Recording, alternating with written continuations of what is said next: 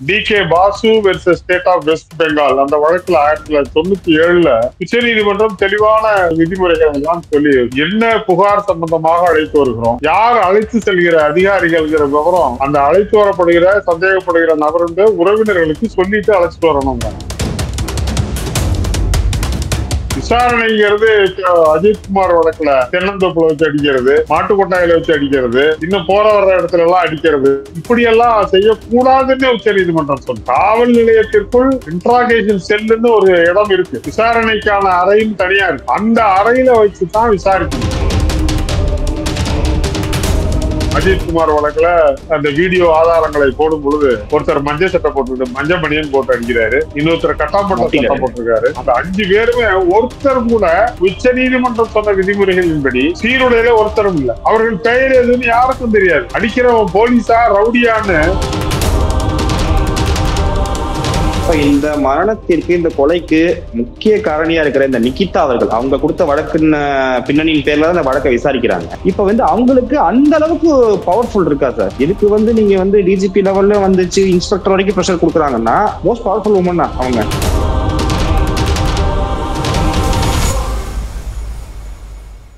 ஜகரம் நேயர்களுக்கு வணக்கம். இந்தியாவில் பெரும் அதிர்வலை ஏற்படுத்திய லாக்அப் டெத் அஜித்குமார் அவர்களின் வழக்கை பற்றி இன்று நம்முடன் கலந்துரையாட வழக்கறிஞர் நல்லதுரை அவர்கள் நினைக்கிறார். வணக்கம் சார். வணக்கம் சார். அந்த வழக்குல கைதான ராஜா, கண்ணன், மணிகண்டன், ஆனந்த், பிரபு இவங்க 5 பேரும் குற்றவாளிகளா கருதப்படுகிறாங்க. இப்ப வழக்கு சிபிஐக்கு மாறு சார். இப்ப A1 குற்றவாளிகளா இவங்க 5 பேரும் அறிவிக்கப்படுறதுக்கு வாய்ப்பு இருக்கா? இந்த வழக்கு எதை நோக்கி போகும் சார்? இல்ல, இந்த கைது செய்யப்பட்டிருக்கிறவர்கள் நேரடியா அந்த சம்பவத்துல நேரடியாக சம்பந்தப்பட்டவர்கள். இதுக்கு பின்னணியில எந்தெந்த அதிகாரிகள் இருந்திருக்கிறார்கள், இந்த மாதிரியான சட்டத்திற்கு புறம்பான நடவடிக்கைகளுக்கு எந்த அதிகாரம் கொடுத்தார், அந்த விசாரணைகள் எல்லாம் பண்றதுக்கு தான் இப்ப சிபிஐக்கு போகுது.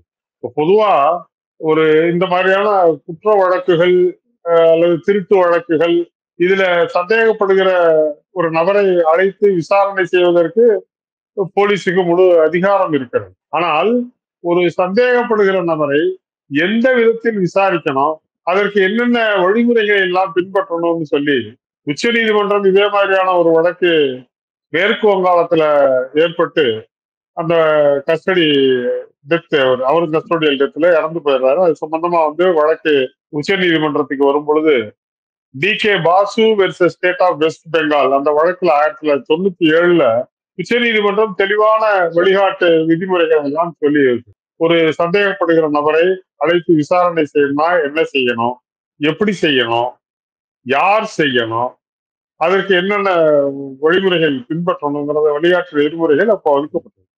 அதுல மிக மிக முக்கியமா அவங்க சொல்றது எதுன்னா, ஒரு சந்தேகப்படுகிற நபரை அழைத்து விசாரணை செய்யறதுக்கு அழைத்து வரும் பொழுது யாரை அழைத்து வருகிறோம், என்ன புகார் சம்பந்தமாக அழைத்து வருகிறோம், யார் அழைத்து செல்கிற அதிகாரிகள் விவரம் அந்த அழைத்து வரப்படுகிற சந்தேகப்படுகிற நபருடைய உறவினர்களுக்கு சொல்லிட்டு அழைச்சிட்டு வரணும்.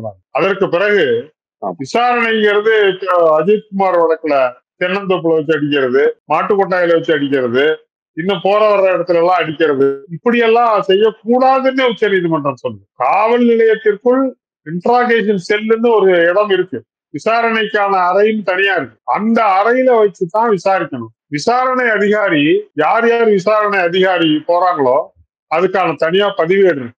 அந்த பதிவேட்டுல யார் யார் விசாரணை அதிகாரி விசாரணைக்கு செல்கிறார்கள், எத்தனை மணிக்கு விசாரணை தொடங்கியது, எத்தனை மணிக்கு விசாரணை முடிந்தது அப்படின்னு அந்த பதிவேட்டுல பதிவு செய்யணும். விசாரணை அதிகாரி தன்னுடைய முழு சீருடையில தன்னுடைய பெயர் நல்லா வெளியில தெரிகிற மாதிரி, விசாரிக்கப்படுகிற நபருக்கு யார் விசாரிக்கிறாங்கிற பெயர் தெரிகிற மாதிரி அந்த நேம் பேட்ச் குத்திக்கிட்டு தான் போடுது. ஆனால் இந்த விதிமுறைகள் எதையுமே பின்பற்றுவதில்லை காவல்துறை.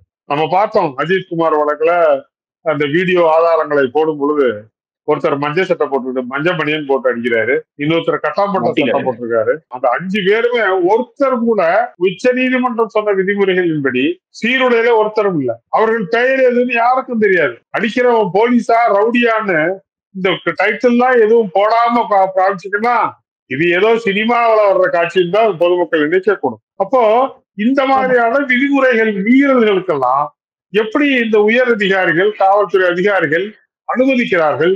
இந்த குறிப்பிட்ட வழக்குல அந்த மாதிரி செய்யறதுக்கு அனுமதிச்ச அதிகாரி யார் அப்படின்னு இதெல்லாம் விசாரிச்சு அவர்களையும் இந்த குற்ற சம்பவத்திற்கு உடன்பாடாக இருந்தவர்கள் வழக்குல சேர்க்கறதுக்கான விசாரணை தான் இன்றைக்கு சிபிஐ கையில ஒப்படைச்சிருக்கிறாங்க உயர்நீதிமன்றம். சார், இப்ப அந்த முதல் தகவல் அறிக்கை திருப்புவனம் காவல் நிலையத்துல என்ன வந்துச்சுன்னா, அது தப்பிக்கும் போது வலிப்பு ஏற்பட்டு இருந்ததாக எஃப்ஐஆர் பதிவு செய்யப்பட்டது. இப்ப அந்த ஸ்டேஷனோட இன்ஸ்பெக்டரோட சைன் இல்லாம அந்த எஃப்ஐஆர் வந்திருக்குமா? இப்ப அந்த எஃப்ஐஆர் போலியானது தானே சார்? இல்ல, அதுல முழுமையா சொல்லணும்னு பாத்தீங்கன்னா, இவரை அழைச்சிட்டு போய் விசாரணை செய்யறாங்க. விசாரணையே வரம்பு மீறிய சட்டத்திற்கு புறம்பான விசாரணை தான் நடக்குது. இவங்களுக்கு தெரிஞ்சு போச்சு, அவர் இறந்து போயிட்டாருங்கிறது தெரிஞ்சிருச்சு. அதற்கப்புறம் அவசர அவசரமா இந்த போலீஸ் அதிகாரிகள் எல்லாம் சேர்ந்துக்கிட்டு இது ஒரு மிகப்பெரிய சதி, இதைத்தான் சொல்லணும் சதி. அடிச்சதுலயோ அவர் இறந்து போனதுலயே சதி இல்லை. ஆனால் அந்த படுகொலையை மறைப்பதற்கு ஒரு மிகப்பெரிய சதி காவல்துறையிலே நடத்தப்பட்டிருக்கிறது. இந்த சதி என்பது ஏதோ வழக்கு புகார் கொடுத்த கண்ணன்கிற ஒரு காவல் நிலைய அதிகாரி மேலேயோ அவர் மட்டுமோ, அல்லது திருபுவனம் காவல் நிலையத்தினுடைய ஆய்வாளர் இன்ஸ்பெக்டர் ரமேஷ்குமாரோ, இல்ல அதுக்கு மேல இருந்த மானாமதுரை டிஎஸ்பி சிவசங்கர் மட்டுமோ, அதுக்கு மேல இருக்கிற சிவகங்கை எஸ்பி அசீஷ் ராவத் மட்டுமோ இல்லை. இதற்கு பின்னால் இந்த துறையினுடைய புலனாய்வுத்துறையுடைய ஏடிஜிபி தேவ ஆசீர்வாதமும் அந்த சதியில் சம்பந்தப்பட்டிருக்கிறார். நான் பகிரங்கமா குற்றம் சாட்டுவேன். ஏன்னு சொன்னா, இப்படி நடந்த விஷயத்த யாரும் மேலதிகாரிகளுக்கு சொல்லாமல் மறைப்பதில்லை. காவல் நிலையத்தில் எந்த சம்பவம் நடந்தாலும் உடனடியாக மேலதிகாரிகளுக்கு தகவல் தெரியப்படுத்தப்படுது. ஏன்னா ஒரு காவல் நிலையம் நீங்க எடுத்துக்கிட்டீங்கன்னாக்க லா அண்ட் ஆர்டர் போலீஸ் இருக்காங்க, கிரைம் போலீஸ் இருக்காங்க. இவங்களை எல்லாம் சரியா வேலை செய்யறாங்களா, ஊர்ல சரியா நடக்குதான்னு கண்காணிக்கிறதுக்கு உளவு பிரிவு போலீஸார் இருக்காங்க, ஸ்பெஷல் டிட்டாச்மெண்ட் விங் எல்லாம் இருக்கு. இவங்க எல்லாம் சுத்திக்கிட்டே இருப்பாங்க. ஒரு காவல் நிலையத்தில் நடந்த விஷயத்த அங்க காவல் நிலையத்தில் இருக்க அதிகாரிகள் மட்டும் சொன்னாதான் வெளியில தெரியுங்கிறது இல்ல. காவல் நிலையத்தில் கூட நடக்கக்கூடிய நடவடிக்கைகளை கண்காணிப்பதற்கு ஸ்பெஷல் விங் போலீஸ் இருக்கு. அவங்க ஏடிஜிபிக்கு சொல்லிடுவாங்க, காவல் நிலையத்துல இன்னொன்ன மாதிரி நடந்திருக்குது, இன்னொன்னு சம்பவம் நடந்திருக்குன்னு. ஆனா இது உயர் அதிகாரிகளுக்கு தெரியாமலாம் நடக்கல, தெரிஞ்சுதான் நடந்திருக்கு. தெரிஞ்சதுக்கு பிறகுதான் இந்த எஃப்ஐஆர், நீங்க கேட்ட எஃப்ஐஆர் 29ஆம் தேதி காலை 2 மணிக்கு அந்த புகார் வருது. யார் புகார் கொடுக்கிறவர்னு பாத்தீங்கன்னா ஜி கண்ணன், தலைமை காவலர், 2361 அவர் நம்பரு, பழையனூர் காவல் நிலையம், மானாமதுரை உட்கோட்ட குற்றப்பிரிவு. அவர் தான் புகார் கொடுக்கிறார். அவர் புகார் கொடுக்கறதுல தான் நீங்க சொன்ன மாதிரி காக்காவளிப்பு வந்துருச்சுங்கிறார். இந்த எஃப்ஐஆர் இருக்கு பாருங்க, இந்த எஃப்ஐஆர் தான் இன்றைக்கு இந்த குற்றத்தில் திருபுவனம் இன்ஸ்பெக்டர் ரமேஷ்குமாரோ, மானாமதுரை டிஎஸ்பி சண்முக சுந்தரமும் சம்பந்தப்பட்டிருக்கிறார்கள். இவர்கள் அடிக்க சொல்லிதான் அந்த 5 பேர் அடித்தார்கள் என்பது இதுல ஆணித்தரமா இருக்கு. அத இந்த மீடியாக்கள் சுத்தமா மறைக்கிறது நியாயம் இல்லை. நான் சொல்றேன், பின்னாடி வரும்போது சொல்றேன். அதுல சொல்லும் பொழுது சொல்றாங்க, அந்த எஃப்ஐஆர்லயே சொல்றாங்க, எல்லாம் நாங்க கூப்பிட்டு விசாரிச்சோம், அவர் உண்மையை சொல்ல மாட்டேன்ட்டாரு. அவர் சொல்வது தான் சொல்றாங்க பாருங்க.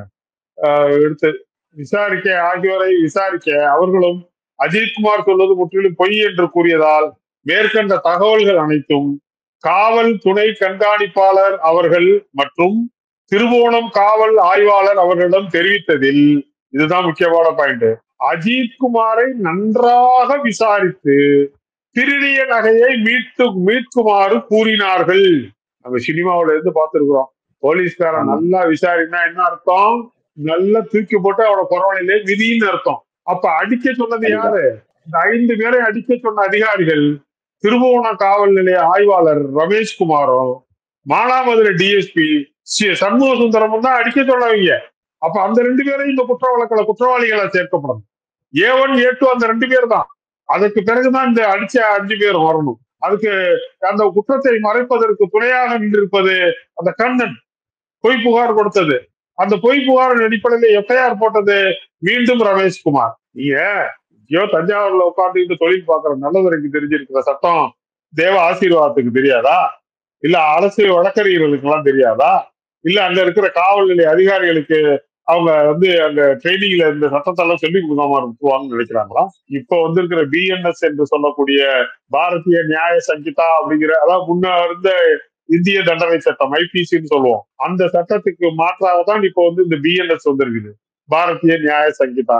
அதுல பிரிவு 120ல 1, 120ல 2 பிரிவு புதுசா சேர்த்திருக்காங்க. அந்த பிரிவு என்ன சொல்றதுன்னா, ஒரு நபரை கட்டாயப்படுத்தி அவரிடமிருந்து வாக்குமூலம் பெறுவதற்காகவோ அல்லது அவர் விசாரணைக்கு உட்படுத்தப்படுகிற சம்பவத்தில் சம்பந்தப்பட்டிருக்கிற சொத்துக்களை அவரிடம் இருந்து மீட்பதற்காகவோ அவர் தாக்கப்பட்டு அவருக்கு சிறுகாயம், அதாவது வந்து சிம்பிள் இன்ஜுரி ஏற்படுத்தினா அந்த ஏற்படுத்தின அந்த அதிகாரியின் மீது அந்த பிரிவின் கீழ் வழக்கு பதிவு செய்து அவருக்கு 7 ஆண்டு வரை சிறை தண்டனை கொடுக்கலான்னு இருக்கு. அதே 120(2)ல இந்த மாதிரியான வாக்குமூலங்கள் பெறுவது, இல்ல அவங்ககிட்ட இருந்து வேற சாதகமான பதில்களை பெறுவது அல்லது நகையோ சொத்தையோ மீட்பதற்காக அவர்கள் துன்புறுத்தப்பட்டு அவர்களுக்கு கொடுங்காயம் கிரீவியஸ் கட்டு ஏற்படுத்தினா அந்த அதிகாரி மீது வழக்கு பதிவு செய்து 10 ஆண்டுகள் வரை அவருக்கு சிறை தண்டனை கொடுக்கலான்னு சட்டம் இருக்கு. அப்ப இவங்க செஞ்சிருக்கிற வேலை என்ன? கொலையே செஞ்சிருக்கிறாங்க. வெறுமன கொடுங்காயம் மட்டும் ஏற்படுத்தல, கொலையே செய்திருக்கிறார்கள்.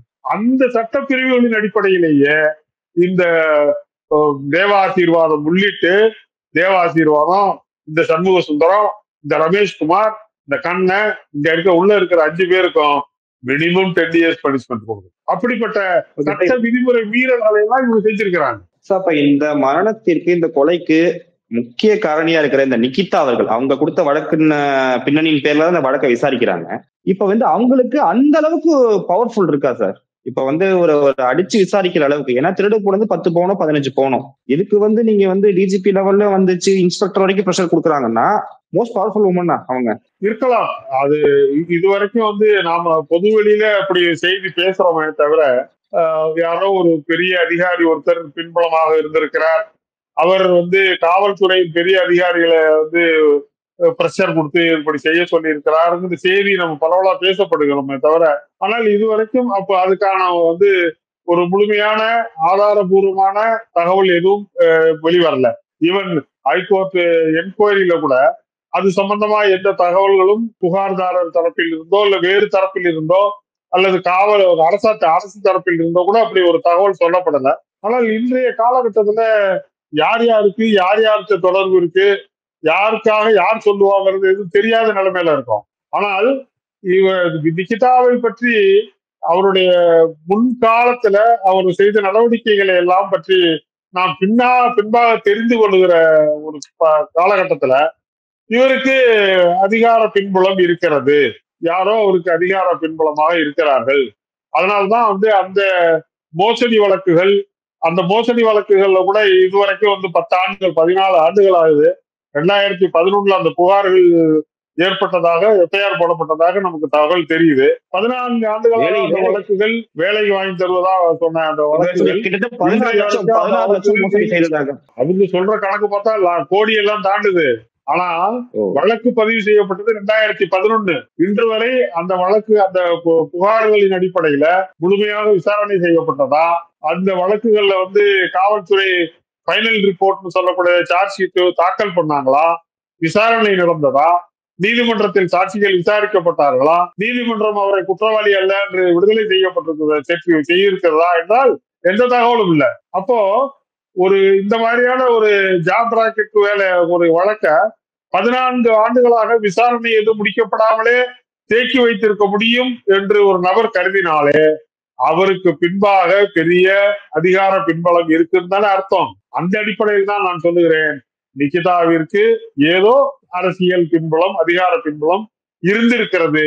அதன் அடிப்படையில் தான் இந்த வழக்கு வந்து இவ்வளவு மோசமா வந்து போலீசால ஹேண்டில் செய்யப்பட்டிருக்கிறதா உண்மை. ஒருவேளை அந்த சிபிஐ விசாரணையில அந்த உண்மைகள் தெரிய வந்தால் அந்த நபரும் இந்த வழக்கில் குற்றவாளியாக்கப்படுவார், நிகிதாவும் குற்றவாளியாக்கப்படுவார். சார், மதுரை அமர்வு நீதிமன்றம் இந்த நகை திருட்டை இவ்வளவு சிவியரா ஏன் நீங்க விசாரிச்சீங்க, ஸ்பெஷல் டீம் ஏன் உள்ள வந்தது சொல்றாங்க சார்.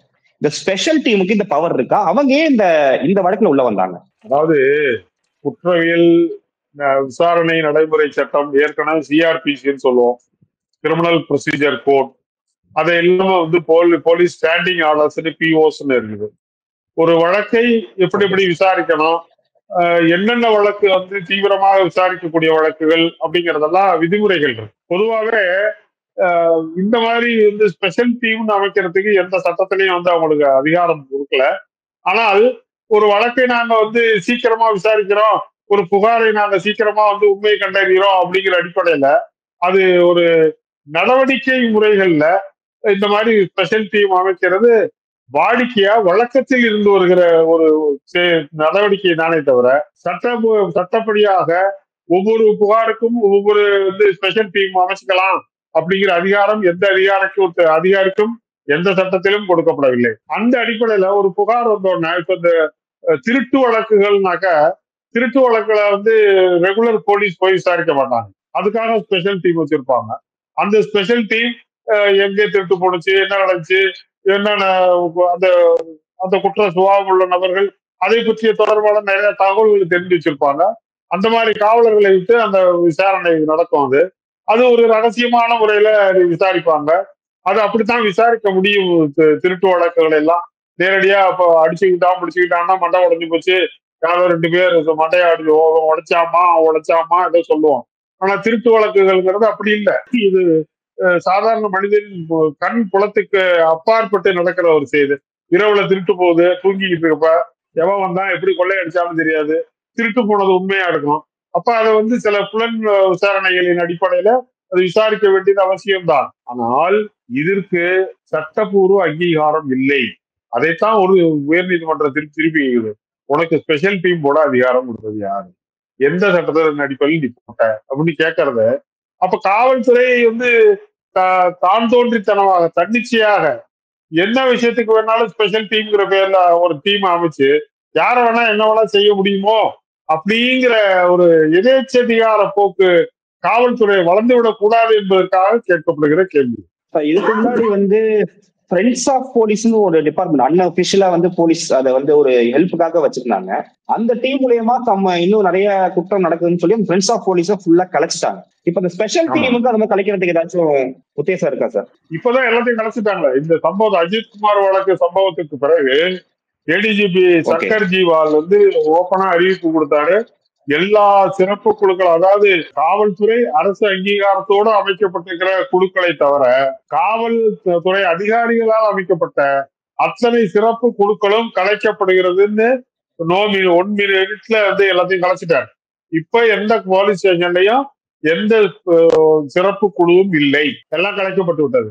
இப்ப எல்லா போலீஸும் வந்து அவங்கவுங்க ஒரிஜினல் டிபார்ட்மெண்ட்டுக்கு ஒரிஜினலா என்ன வேலைக்கு வந்தாங்களோ அந்த வேலையில இருக்காங்க. சார், இப்ப இந்த 4.5 ஆண்டுகள்ல கிட்டத்தட்ட 24 லாக்அப் டெத் நடந்ததா தரவுகள் சொல்லுது. இந்த 24 லாக்அப் டெத்ல எவையெல்லாம் இயற்கை மரணம், எவையெல்லாம் வந்து போலீஸ் ஸ்டேஷன்ல உண்மையிலே அடிச்சு கொல்லப்பட்டார்கள்ங்கிற தரவுகள் இருக்கா சார்?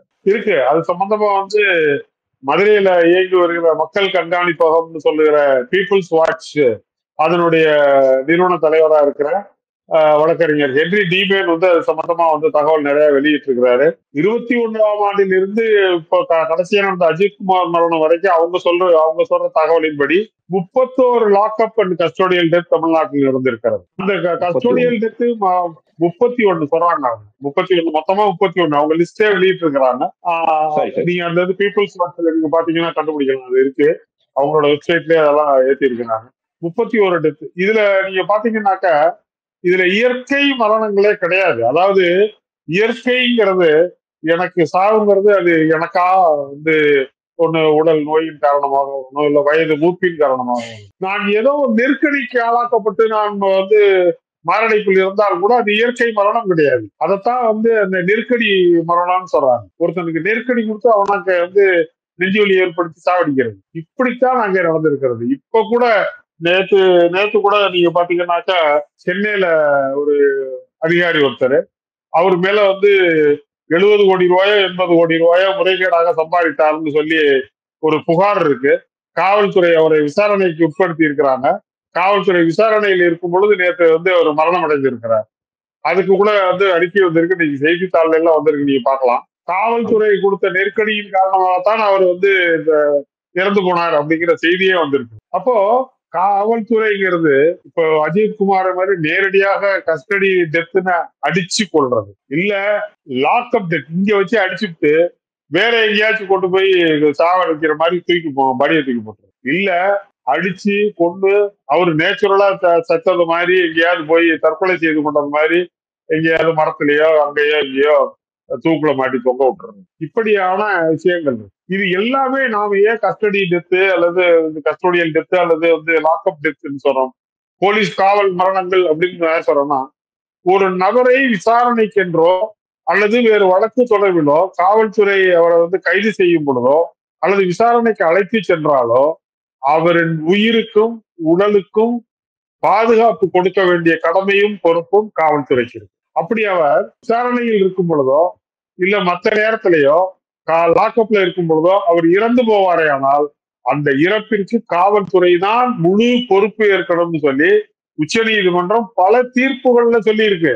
அவர் லாக்அப்ல இருக்கும் பொழுது அவருக்கு நெஞ்சுவலி செத்தால் கூட அந்த சாவுக்கும் காவல்துறை தான் பொறுப்பு. ஏன்னா அவரை பாதுகாக்க வேண்டிய கடமையும் பொறுப்பும் காவல்துறைக்கு இருக்கு. ஒருத்தர் நெஞ்சுவலியால துடிக்கிறான், அவனை நீங்க விசாரணைக்குன்னு அழைச்சிட்டு போய் உட்கார வச்சிருக்கிறீங்க, அவனை உடனடியா முதல் உதவியோ அல்லது உடனடியா மருத்துவமனைக்கு கொண்டுட்டு போய் அவனை காப்பாற்ற வேண்டிய கடமை இருக்கு. நான் போலீஸ்காரரு, இவன் குற்றவாளி, இவன் சாவறதை பத்தி எனக்கு கவலை இல்ல, நெஞ்சு வலிச்சு செத்துரு போறான் அப்படின்னு வேடிக்கை பார்க்குமே ஆனால் அந்த அந்த மரணத்திற்கு காவல்துறை தான் பொறுப்பு என்பது உச்ச நீதிமன்றத்தின் வழிகாட்டுதல். அதனாலதான் நம்ம சொல்றோம், அந்த 31 மரணங்கள் காவல்துறை விசாரணைக்கு போடும் பொழுதோ விசாரித்து விட்டு அடிச்சு அனுப்பி வீட்டுக்கு செத்தாலோ இந்த மாதிரியான அத்தனையும் நம்ம காவல்துறை தான் சொல்றோம். இதுல இயற்கை மரணங்களே கிடையாது. மரணம் செயற்கையாக ஏற்படுத்தப்பட்டது. அதை அடித்து கொண்டு இருக்கலாம், வேறு வகையில் கொலை செய்யப்பட்டிருக்கலாம், நெருக்குதலுக்கு ஆளாக்கி அவரை தற்கொலைக்கு தூண்டி இருக்கலாம். இது எல்லாமே காவல்துறை மரணங்கள் தான். அந்த அடிப்படையில் தான் பீப்புள்ஸ் வாட்ச் 31 மரணங்களை ரிப்போர்ட் பண்றாங்க. இதற்கு முன்னாடி இந்த ஜெயராஜ் பெனிக்ஸ் இஷ்யூலையும் கூட முதல் தகவல் அறிக்கை என்ன தரப்பட்டதுன்னா நெஞ்சுவலியால் தான் இறந்தார்னு தரப்பட்டது. இப்ப நெஞ்சுவலி எப்படி ஏற்பட்டது அப்படிங்கிற விசாரணை நடத்தணும் தானே சார்? இப்ப உள்ள ஹார்ட் அட்டாக் வந்துச்சுன்னா அவர் அடிச்சு அடியில கூட ஹார்ட் அட்டாக் வந்திருக்கலாம்ல. அதுல சிபிஐ அதெல்லாம் விசாரிச்சிருக்கிறாங்க. நெஞ்சுவலியால அவர் இறக்கல. ஏன்னாக்கா அவருக்கு உடல்ல பல இடங்கள்ல 2 பேருக்குமே காயங்கள் இருந்திருக்கிறது. அது அங்க அந்த சம்பவத்தை பொறுத்த வரைக்கும் அது காவல் நிலையத்துக்குள்ளேயே அந்த தாக்குதல் எல்லாம் நடந்திருக்கு. பல வீடியோ பதிவுகள் அதுல இருக்கு. அந்த ஆதாரங்கள் எல்லாம் எடுத்திருக்கிறாங்க. அதனால எப்பொழுதுமே காவல்துறை காவல் நிலையத்துல இப்படியான ஒரு மரணம் நடக்கும் பொழுது உடனடியா உயர் அதிகாரிகள் முடியாது காவல்துறை மானத்தை காப்பாத்துறதுக்கு பொய் வழக்கு போடுவது வழக்கம். ஆனால் இதுல நாம கடுமையா கண்டிக்க வேண்டியது அரசை தான் கண்டிக்கணும். மாநில அரசுங்கிறது மக்களை காப்பாற்றுவதற்கான அரசு, அது காவல்துறையை காப்பாற்றுவதற்கான அரசு இல்ல. அது மக்களை காப்பாற்றுவதற்கான அரசுன்னா மக்களை இந்த மாதிரி அழைச்சிட்டு போய் காவல்துறையில அடிச்சு கொலை செய்து விட்டு அதை மறைப்பதற்கு வழக்கு போடுவதற்கு மாநில அரசு சேர்ந்து அதுக்கு ஒத்துழைக்குதுன்னு சொன்னா அப்ப இந்த மாநில அரசுங்கிறது அது திமுக அரசா இருக்கட்டும், அண்ணா திமுக அரசா இருக்கட்டும், எந்த அரசா இருக்கட்டும், நான் பொதுவாக அரசுகளை சொல்லுகிறேன், எந்த அரசா இருந்தாலும் இது மக்களுக்கான அரசு அல்ல, இது காவல்துறைக்கான அரசு. அதனாலதான் உச்ச நீதிமன்றம் எத்தனை உத்தரவு போட்டாலும், எத்தனை தீர்ப்பு எழுதினாலும், எத்தனை வழிகாட்டி விதிமுறைகள் கொடுத்தாலும் நாங்கள் பின்பற்ற போவதில்லைன்னு அழுத்தமா உட்கார்ந்துருக்காங்க. இது தொடர்ச்சியாக இந்த காவல்துறை கஸ்டோடியல் டெத்து, இந்த லாக்அப் டெத் எல்லாம் நடக்குதுன்னு உச்ச நீதிமன்றம் திரும்ப திரும்ப சொல்லுது. இப்ப கூட இறுதியா பாத்தீங்கன்னா Prakash Singh versus union of இந்தியாங்கிற வழக்குல 2006 இதை தடுப்பதற்கு, இந்த மாதிரியான மரணங்களை தடுப்பதற்கு என்னென்ன செய்யலாம் அப்படின்னு உச்ச நீதிமன்றம் ஆழ்ந்து சிந்தித்து போலீஸ் கமிட்டிஸ் சொல்றாங்க.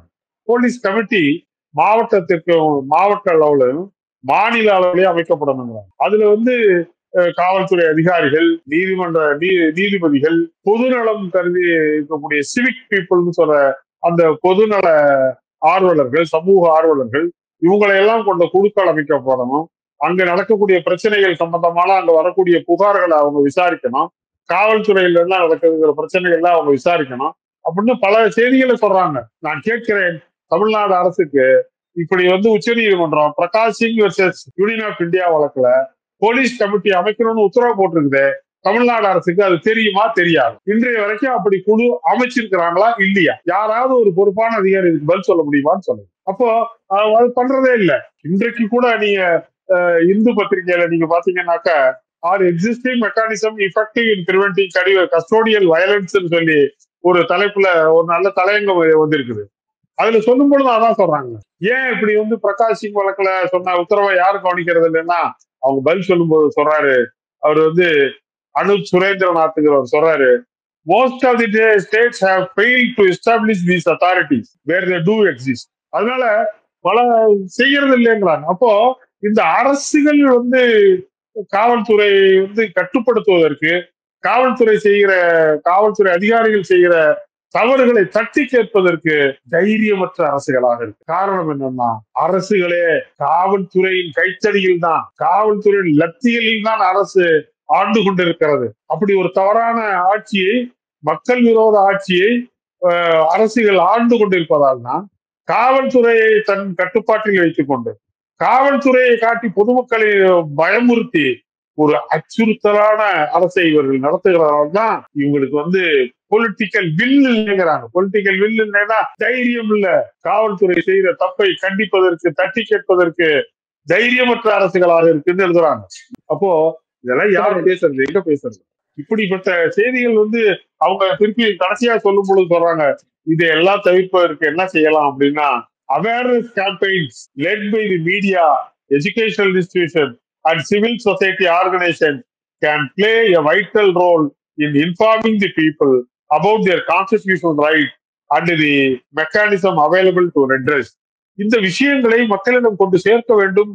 அரசியல் சாசன சட்டத்தில் ஒரு தனி மனிதனுக்கு என்னென்ன உரிமைகள் கொடுக்கப்பட்டிருக்கு, அதை எப்படி பாதுகாக்கணுங்கிறதுக்கான வழிமுறைகள் சொல்லப்பட்டிருக்கு, அந்த விஷயங்களை எல்லாம் பொதுமக்களுக்கு சொல்லிக் கொடுக்கணும், அதை மீடியாக்கள் செய்யணும் அப்படின்னு சொல்றாங்க. குறைந்தபட்சம் அந்த பணியை செய்வதற்கு லகரம் மீடியாவாவது வந்ததே நான் உண்மையிலேயே மனசார வாழ்த்துறேன், பாராட்டுறேன். ஏன்னா மெயின் ஸ்ட்ரீம்ல இருக்கிற அந்த மீடியாக்கள் எல்லாம் இதை பற்றி பேசுவதற்கே தயாராக இல்லை. இவங்க என்ன நினைக்கிறாங்க, அஜித் குமார் செத்தா என்ன நமக்கு என்ன, அங்க வந்து ஜெயராஜ் செத்தா நமக்கு என்ன. ஒன்றை நான் இவர்களுக்கு நினைவுபடுத்த விரும்புகிறேன், ஜெர்மனியில ஹிட்லர் ஆட்சி நடந்தது. ஹிட்லர் ஆட்சி மிக கொடுங்கோலன் ஆட்சி. அவன் வந்து கொடுங்கோலன் உலகே பேசிருச்சு. ஆனால் அது எப்படி கொடுங்கோல் ஆட்சி என்றால் என்ன அப்படிங்கிற சொல்றதுக்கு மார்டின் நீ மோலர்னு சொல்லி ஒரு கிறிஸ்துவ பாதிரியார் ஒரு தனக்கு நேர்ந்த சம்பவத்தை அப்படியே எழுதி வச்சுட்டு சொல்லியிருக்கார். நாஜி படையினர் வந்தார்கள், தொழிற்சங்கவாதிகள் எல்லாம் பிடித்து சென்றார்கள், நான் ஏன் என்று கேட்கவில்லை, காரணம் நான் தொழிற்சங்கவாதி. நாஜி படையினர் வந்தார்கள், சோசலிஸ்டுகளை பிடித்து சென்றார்கள், நான் ஏன் என்று கேட்கவில்லை, காரணம் நான் சோசலிஸ்ட் இல்லை. நாஜி படையினர் வந்தார்கள், குழந்தைகளை எல்லாம் பிடித்து சென்றார்கள், நான் ஏன் என்று கேட்கவில்லை, அந்த குழந்தையில் ஒன்று கூட என் குழந்தை இல்லை. இறுதியாக நாசி படையினர் வந்தார்கள், என்னை பிடித்து சென்றார்கள், ஐயோ எனக்காக கேட்பதற்கு யாருமே இல்லைன்னு மார்ட்டின் நீ மோலர் எழுதின அந்த வசனத்தை தான் நான் இன்றைக்கு தமிழ்நாட்டில் இந்த மாதிரியான மரணங்களை வேடிக்கை பார்த்து கொண்டு அதை மறைப்பதற்கு திட்டமிடுகிற ஒவ்வொரு நபரையும் ஊடகத்தையும் பார்த்து சொல்வேன், இதே மாதிரியான மரணம் உங்கள் வீட்டிலும் என் வீட்டிலும் இன்றல்ல நாளை என்ன என்றோ ஒரு நாள் நடப்பதற்கான வாய்ப்பை நீங்கள் இன்றைக்கு இந்த செய்திகளை மறைப்பதன் மூலம் ஏற்படுத்தி தருகிறீர்கள் என்பதை நீங்கள் கவனத்தில் வச்சுக்கணும். இது இன்றைக்கு கண்டிக்கணும், இது இப்போடு முடியணும், இது மீண்டும் தொடரக்கூடாது. 5 ஆண்டுகள் ஆச்சு, வைத்து எரியுது. 5 ஆண்டுகள் ஆச்சு. அண்ணா பல்கலைக்கழகத்தில் நடந்த ஒரு பாலியல் குற்ற சம்பவத்திற்கு உடனடியாக விசாரணை செய்ய முடியுது, உடனடியாக வந்து குற்றப்பத்திரிகை தாக்கல் செய்ய முடியுது. 90 நாட்களில் அந்த வழக்கு விசாரணை செய்யப்பட்டு அவருக்கு 30 ஆண்டு சிறை தண்டனை வழங்க முடிகிறது. அப்படியானால் சாத்தாங்குளம் வழக்கு இன்றைக்கு 5 ஆண்டுகளை தாண்டி இன்றும் வழக்கு விசாரணையிலேயே இருக்கிறது. எப்படி? ஏன்? அப்ப ஒரு 2 மனிதர்கள் அடித்து கொல்லப்படுவது வந்து மிக சாதாரணமான ஒன்று. நான் மானபங்கப்படுத்துறத வந்து குறைச்சு சொல்லல, அந்த குற்றத்தை நான் வந்து குறைத்து மதிப்பிடல. ஆனால் இதை விட அது ரொம்ப மிகப்பெரிய குற்றம் என்று அரசு கருதுகிறதா, நீதிமன்றங்கள் கருதுகிறதா? பெரிய கொடுமைங்க. சாத்தாங்குளம் வழக்க விசாரிக்கிற நீதிமன்றத்துல 6 மாசம் 1 வருஷமா நீதிபதியே இல்லை. அமைச்சர் விட்டு நாய்க்குட்டி இறந்து போனா கூட அதுக்கு ஸ்பெஷல் கோர்ட் அமைக்கிறதுக்கான அதிகாரம் இருக்கிறது. அமைச்சர் விட்டு பூனைக்குட்டியை எவனாச்சும் அடிச்சுட்டான்னாக்கா அதை விசாரிக்கிறதுக்கு ஸ்பெஷல் கோர்ட் அமைக்கிறதுக்கு அதிகாரம் இருக்கிறது. ஆனால் 2 நபர்கள் அடித்து கொலை செய்யப்பட்ட வழக்குல ஒரு தனி நீதிமன்றம் அமைக்க கூடாதா? தனி நீதிமன்றத்தில் உட்கார்ந்து விசாரணை செய்வதற்கு நீதிபதிகள் இல்லையா தமிழ்நாட்டுல? அல்லது தட்டச்சு செய்ய டைபிஸ்ட் இல்லையா? அமைக்க கூடாதா? அதனால்தான் நாங்கள் கோரிக்கை வைக்கிறோம். அந்த மாதிரி சாத்தாங்குளம் வழக்கு மாதிரி இதையும் சாத்தான் கையில் கொடுத்து ஆண்டு கணக்கில் நடத்துவதற்கு கூடாது. இந்த வழக்கை, அஜித்குமார் வழக்கு தனி நீதிமன்றம் அமைக்க வேண்டும். தனி நீதிபதி, அவருக்கு வேற வேலையே கிடையாது. எனக்கு இந்த கேஸ் தான் விசாரிக்கணும்.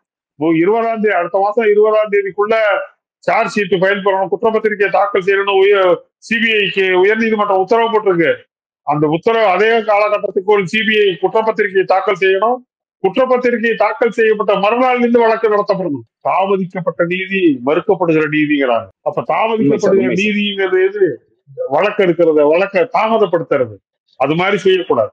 அதே மாதிரி இன்றைக்கு பாத்தீங்கன்னாக்கா லாக்அப் டெத்துக்கு முழுக்க முழுக்க அரசுதான் பொறுப்பேற்கணும்னு சொல்லி உச்ச நீதிமன்றம் பல தீர்ப்புகளில சொல்லியிருக்கு.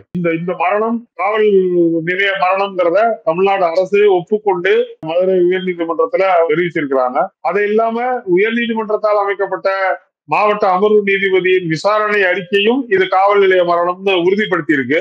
இதற்கு பிறகு அந்த குடும்பத்திற்கு முறையான இழப்பீட்டை தமிழ்நாடு அரசு வழங்க வேண்டும். நாங்க ஏதோ ஒரு பிளாட் கொடுத்துட்டோம், 2000 சதுரடி நிலம் கொடுத்துட்டோம், 2 சென்ட் நிலம் கொடுத்துட்டோம், பையனுக்கு நாங்க வேலை கொடுத்துட்டோம், இது இழப்பீடே இல்ல.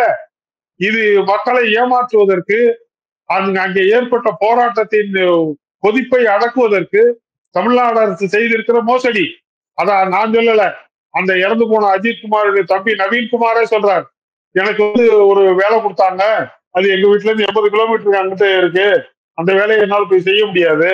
அதே மாதிரி எனக்கு மனைப்பட்டான்னு ஒண்ணு கொடுத்தாங்க, அது காட்டுக்கு நடுவுல ரோடுகள் இல்லாம பயன்படுத்தவே முடியாத இடத்துல கொடுத்துருக்காங்க, எனக்கு இது ரெண்டுமே வேண்டாம் அப்படின்னு இன்னைக்கு மறுத்திருக்கிறாங்க. இழப்பீடு 5 லட்சம் திமுக கட்சி அறக்கட்டளையிலிருந்து வழங்கப்பட்டிருக்கிறது. அரசு கொடுத்த நிதி. தமிழக அரசு அந்த செய்திகளை பாத்தீங்கன்னா திமுக கட்சியின் சார்பாகன்னு போடுறாங்க. இதற்கு முன்னாடி கள்ளச்சாராயத்தால் இருந்தவர்களுக்கு தமிழக அரசு கவர்மெண்ட் ஃபண்ட்ஸ்ல இருந்தே 10 லட்சம் ரூபாய் போச்சு. இதுக்கு அந்த அளவு கூட இழப்பீடு வழங்க முடியல ஒரு லாக்அப் டெத்துக்கு. அப்ப நீங்க தெரிஞ்சுக்கோங்க, தமிழக அரசு யார் மேல ரொம்ப அக்கறையா இருக்குன்னு. கள்ளச்சாராயம் குடித்து இறந்தவனுக்கு 10 லட்சம், வெடிவிபத்துல பட்டாசாலை வெடிச்சு செத்தா அவனுக்கு 3 லட்சம், குழந்தைகள் ஏதாவது தவறான முறையில வண்டி வாகனத்துல ஓட்டிட்டு போய் உணர்ச்சி இடிச்சு செத்தான்னா அதுக்கு 2 லட்சம். இப்ப இந்த மரணத்துக்கு இதுவரைக்கும் லட்சங்கள் தெரியல. ஒரு பிளாட்டு உங்களுக்கு ஒரு வேலையா, என்ன வேலை இது?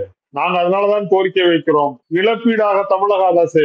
ஒரு போலீஸ்காரர் பணியில் இருக்கும் பொழுது இந்த மாதிரி ஏதோ ஒரு குற்ற சம்பவத்தில் இல்லது ஒரு வன்முறையில் இறந்து போயிட்டா போலீஸ்கார் குடும்பத்துக்கு 1 கோடி ரூபாய் கொடுக்குறீங்கல்ல. உயிர் எல்லாத்துக்கும் ஒரே உயிர் தானே. இழப்பு என்பது எல்லா குடும்பத்துக்கும் ஒரே மாதிரியான இழப்பு தானே. அப்ப ஏன் அஜித்குமார் குடும்பத்திற்கு தமிழக அரசு 1 கோடி ரூபாய் நிதி கொடுக்க கூடாது? 1 கோடி ரூபாய் கொடுத்தா தமிழக அரசு தமிழக அரசு கடன் விட்டு போகுமா? ஏன் கொடுக்க கூடாது? வேலை கொடுக்குறாங்க, அந்த பையனோட கல்வி தகுதிக்கு ஏற்ற ஒரு வேலை கொடுக்கலாம். பால் சொசைட்டியில கொண்டு போய் வேலை கொடுக்குறாங்க. என்ன வேலை கொடுப்பாங்க பால் சொசைட்டில? அதை தவிர வேற வேலையே இல்லை தமிழ்நாடு அரசாங்கத்துல. வேற வேலையை கொடுக்க முடியாதா? அப்ப இந்த வேலையே இல்லை. இதெல்லாம் எதுக்கு? இது ஏமாற்றுவதற்கு, அன்றைக்கு ஏற்படுகிற அந்த கொந்தளிப்பை அடக்குவதற்கு மன்னிப்பு கேட்பது என்பதெல்லாம் மன்னிக்க முடியாததான் நான் பாக்குறேன். கைது செய்யப்பட்ட காவலர்களின் மனைவி ஒருவர் பேசினது கொஞ்சம் வைரல் ஆச்சு. அவங்க என்ன சொல்றாங்கன்னா, என் ஹஸ்பண்ட் ஹையர் அபிஷியல் சொன்னதானே செஞ்சாரு, இப்ப எங்களுக்கும் ஃபேமிலி இருக்குல்ல, எங்களுக்கும் குழந்தை இருக்குல்ல, இப்ப அவங்க தண்டிக்கப்பட்டா எங்க நிலைமை என்ன ஆகும்னு கேக்குறாங்க. இப்ப ஹையர் அபிஷியல் சொல்றதை கேட்டு நடந்து இப்ப நிரூபிக்கப்பட்டால் இப்ப இவங்க தப்பிக்க முடியுமா இந்த காவலர்கள்? முடியாது. இப்ப நான் இருக்கேன் தம்பி, நான் எனக்கு கீழே இருக்கிறவரை சொல்லி 2000 கொடுத்து நீ போய் அவரை வெட்டிட்டு வா அப்படின்னா நான் மட்டும் தான் குற்றவாளியா? வெட்டினவன் குற்றவாளி இல்லையா? வெட்டினவன் குற்றவாளி, சொல்ல தூண்டுதல் பண்ணவன் குற்றவாளி. 2 பேரும் தான் குற்றவாளி. நீங்க சொல்லுங்க, என் கணவர் மட்டும் குற்றவாளி இல்லை, என் கணவரை அடிக்க சொல்லி அதிகாரியும் குற்றவாளி, அவரையும் முடிச்சு போடுங்க, அவரோட குடும்பமும் என் கூட சந்தியில இருந்து கத்தட்டும் அப்படின்னு வேணா கேளுங்க. அதைத்தான் கேட்க முடியும். தவிர என் கணவர் அவரா அடிக்கல, துப்பாக்கி சூட்ல தூத்துக்குடியில கையில வச்சிருந்த துப்பாக்கி வச்சிருந்த போலீஸ் அவரா எடுத்துட்டு சுட்டாரா? அவர் மேலதிகாரி சுட சொன்னாரு, அதனால சுட்டாரு. அதனாலதான் அருணா ஜெகதீசன் அவர்களுடைய நீதிபதி அருணா ஜெகதீசனோட ரிப்போர்ட்ல 17 அதிகாரிகள் மீது குற்ற நடவடிக்கை எடுக்கணும்னு சொல்லி அறிக்கை கொடுத்திருக்கிறாங்க. இன்னைக்கு தமிழ்நாடு அரசு என்ன அறிக்கை, யார் மேல எந்த நடவடிக்கை எடுத்தது? அவங்க சொல்லும் பொழுதே சொல்றாங்க, இந்த 17 அதிகாரிகள் தான் 13 பேர் சுட்டுக் கொல்லப்படுவதற்கு காரணமாக இருந்தவர்கள், அதற்கு பொறுப்பாளிகள் இருந்தான்.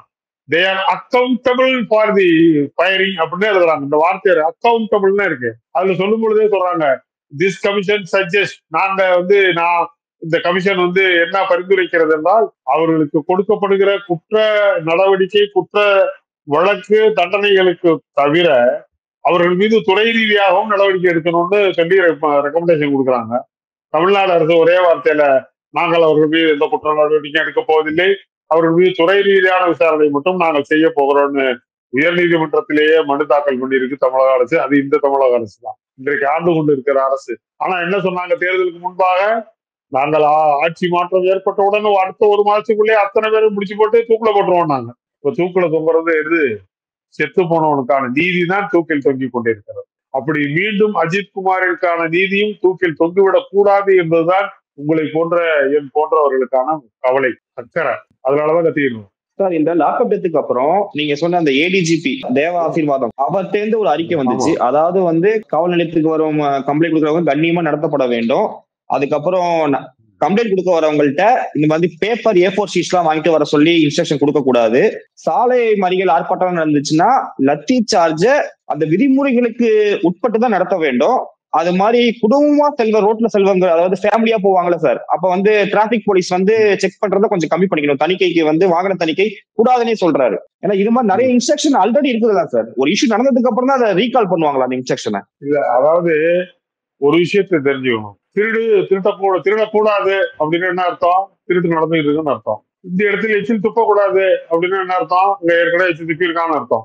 நான் கேட்கிறேன், அந்த ஏடிஜிபி சாரை கேட்கிறேன், இன்றைக்கு உத்தரவு போடுகிறீர்களே காவல் நிலையத்துக்கு புகார் கொடுத்தவர்கிட்ட பேப்பர் வாங்கிட்டு வான்னு சொல்லக்கூடாதுன்னு, அப்படின்னா என்ன அர்த்தம்? நேற்று வரை காவல் நிலையத்திற்கு புகார் கொடுக்க போனவர்களுக்கு அத்தனை பேத்துக்கிட்டையும் ஒரு வேறு பேப்பரும் ஒரு கார்பன் அட்டையை சீட்டு வாங்கிட்டு வாங்கன்னு போலீஸ்காரர் சொல்றாருந்தாலும் அர்த்தம். அப்ப என்ன நடவடிக்கை யார் மேல எடுத்திருக்கீங்க? அதெல்லாம் நடவடிக்கை எடுக்காம நீங்க அங்க சென்னையில உட்காந்துக்கிட்டு யாருக்கு என்ன வேலை பாக்குறீங்க? இன்றைக்கு சொல்றீங்க கணவன் மனைவியா போறவங்களை நீங்க வந்து தரக்குறைவாக பேசுவது, வாகனத்தை பிடித்து இழுப்பது எல்லாம். அப்ப என்ன நடக்கும்? என்ன அர்த்தம்? அதை செஞ்சுக்கிட்டு இருக்காங்க காவல்துறைன்னு அர்த்தம். அப்போ நீங்க எதெல்லாம் இன்றைக்கு செய்யக்கூடாது என்று சொல்லுகிறீர்களோ அந்த நடவடிக்கைகள் நேற்று வரை நடந்தது என்பதை நீங்க ஒப்புக்கொண்டு தானே சொல்றீங்க. அப்ப ஒப்புக்கொண்டீங்கன்னா அந்த அந்த நடவடிக்கையில் ஈடுபட்ட அந்த காவல்துறை அதிகாரிகள் மீது, காவலர்கள் மீது என்ன நடவடிக்கை தமிழ்நாட்டில் எங்க எடுத்திருக்கிறீங்க? இது நேற்று வரை நடக்கவே இல்லைன்னாக்கா இன்னைக்கு செய்யாதீங்கன்னு உத்தரவு போட வேண்டிய அவசியம் என்ன இருக்கு சார்? இதைத்தான் சார் 88ல வந்து இன்றைய முதலமைச்சருடைய தகப்பனார் கலைஞர் சொன்னாரு, காவல்துறையின் ஈரல் அழுகி போய்விட்டதுன்னு. அன்றைக்கு காவல்துறையின் ஈரல் மட்டும்தான் அழுகியது, இன்றைக்கு காவல்துறை இதயம் அழுகியது, மூளை அழுகியது. அழுகி போனாமல் எதுவும் இதுல எல்லாமே அழுகி போன காவல்துறை தான் இன்றைக்கு நிற்கிறது. அதற்குத்தான் பெரிய அதிகாரிகள் சொல்லி தொப்பிய வச்சுக்கிட்டு சென்னையில 4 ஏடிஜிபி உட்கார்ந்துருக்காங்க சார். இதுக்கப்புறம் லாக்அப் டெத்லாம் எதுவும் நடைபெறாத அளவுக்கு சட்டங்கள் கடுமையாக்கப்படட்டும். நாங்க கேட்ட கேள்விக்கு பொறுமையா பதிலளிச்ச உங்களுக்கு மிக்க நன்றி சார். நன்றி.